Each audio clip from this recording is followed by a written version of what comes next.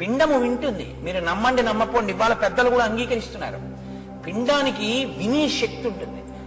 మీకు నేను ఇంకా చెప్పకుండా ఉండలేను. నా వ్యక్తిగత అనుభవం అయినా నా ఇంటికి ఒకనకొకప్పుడు కాకినాడలో ఒక దంపతులు వచ్చారు. వాళ్ళు అమెరికాలో ఉంటున్నారు.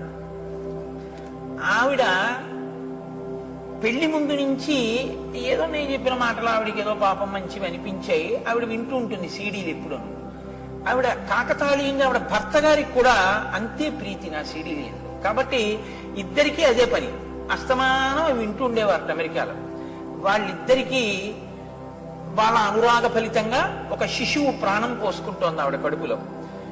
ఆవిడ ఇవే వింటుండేవారు, అదే పనిగా వినేవారు.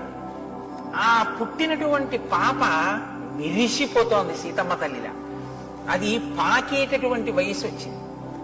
ఆ పాకేటటువంటి పిల్లని తీసుకుని వాళ్ళు ఒకసారి నన్ను చూడడానికి వచ్చారు. మీరున్నారులా ఉంది. ఆ పాపను తీసుకుని మా ఇంటికి వచ్చారు. నాకు పేర్లు జ్ఞాపకంలో ఉండవు.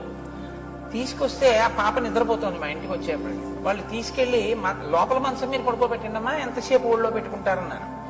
లోపల పడుకోబెట్టారు. దానికి తెలివి వచ్చింది. తెలివి వచ్చిన తర్వాత తీసుకొచ్చి వాళ్ళ అమ్మగారు కింద దింపారు. దింపితే నేను అంత దూరంలో కుర్చీలో కూర్చుని మాట్లాడుతున్నాను, వాళ్ళు కూర్చుని మాట్లాడుతున్నారు. ఆ పిల్ల గబ్బ గబ్బ గబ్బ గబ్బ గబ్బ గబ్బ పాక్కుంటూ వచ్చి నా 2 కాళ్ళు పట్టుకుని ఇలా తలెత్తి చూస్తాను. నేను దాన్ని ఎత్తుకుని తొడ మీద కూర్చోబెట్టుకున్నాను.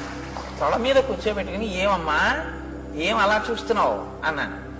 అది ఇంట్లోంచి వెళ్ళిపోయే వరకు నేను మాట్లాడుతుంటే అది నా నోటి వంక ముఖం వంక అలా చూస్తూనే ఉంది.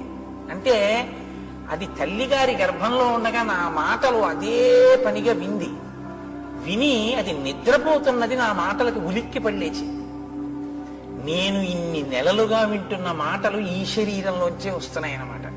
అందుకని అది నా నోటిని నా ముఖాన్ని ఆశ్చర్యంగా అలా చూస్తూ కూర్చుంది ఒళ్ళో. కాబట్టి వింటాయి గర్భస్థ పిండాలు.